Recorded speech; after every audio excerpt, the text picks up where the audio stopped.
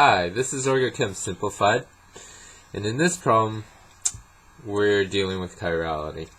And the problem asks us to assign R or S stereochemistry. Okay, so first thing you want to do is say, what is the chiral carbon? Well, the chiral carbon is the one that has four different branches attached. If it has four different branches attached, it's a chiral carbon, and we assign RS stereochemistry to that one. So it's going to be this one because there's four different functional groups attached to that carbon. Okay, so the next thing we want to do is we want to assign priorities to the different branches off that carbon. So the first thing we do is look at the atomic number of the first atom attached to that to the chiral carbon, right? So here Cl is 71, Cl is 35.5, sorry, Cl2 is 71. Okay, so this is 35.5, but these three are all carbons, they're all 12. Right, so there's a tie at these 3 points, but for Cl, we know that's going to be first priority. Okay?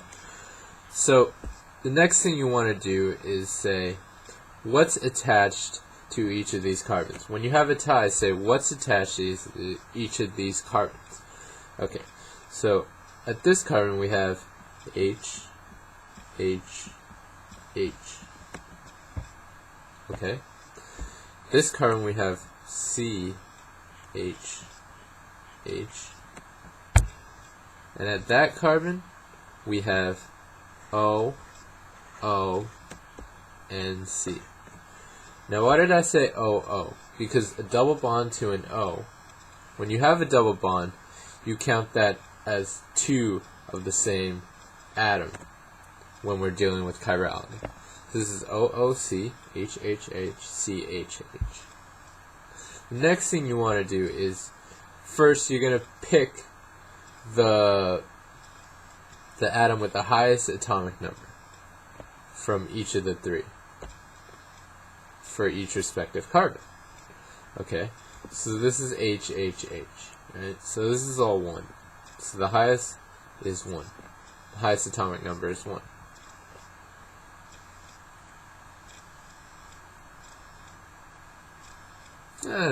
Well, I went by atomic mass, but atomic number goes by the same trend. So CHH, which one has the highest mass? C is 12. And here's OOC, what's the highest? Oxygen, 16. Right. So this carbon is going to be 2, because 16, 3, and that's 4. Okay, the next thing you want to do is you position the lowest priority branch, and you position it behind that carbon. Okay, so what I like to do, and you can do it however you want, what I like to do is I like to draw a Newman projection.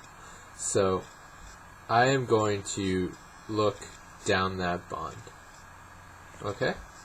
So I'm going to look down that bond. Here's the eye. And I am going to look down that bond, and I'm going to draw a Newman projection. Right. So when I look down that bond, so here's the bond.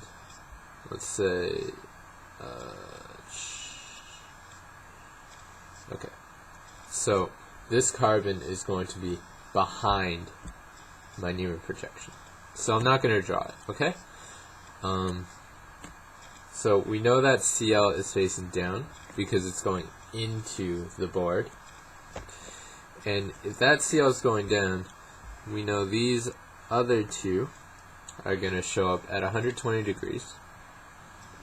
And this is the ethyl group because it's on the left side.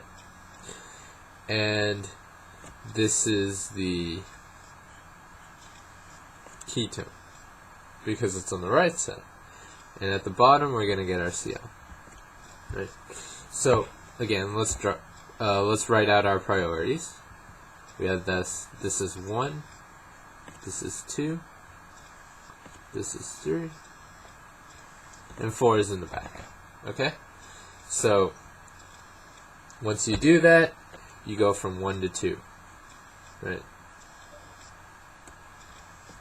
I go from 1 to 2, right? And is that clockwise? Is that clockwise or is it counterclockwise? If it's counterclockwise, it's S. Okay? Because how I remember that is R is going to the right. Once you're at the top, R is going to the right. So I say R is right, so S must be left. So yeah, it's S, so we know the stereochemistry of this chiral center, this chiral carbon, is S.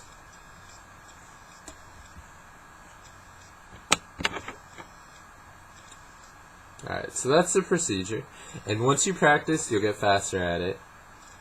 And yeah, just do practice. And as you do more, it'll come more automatically to you. You'll be better at drawing those Newman projections, quickly assigning 1, 2, 3. And it's really just a method of practice. So if you like the video, like the video. If you have questions or comments, feel free to leave a message below. I'll try to get back to you as fast as I can. And thanks for watching.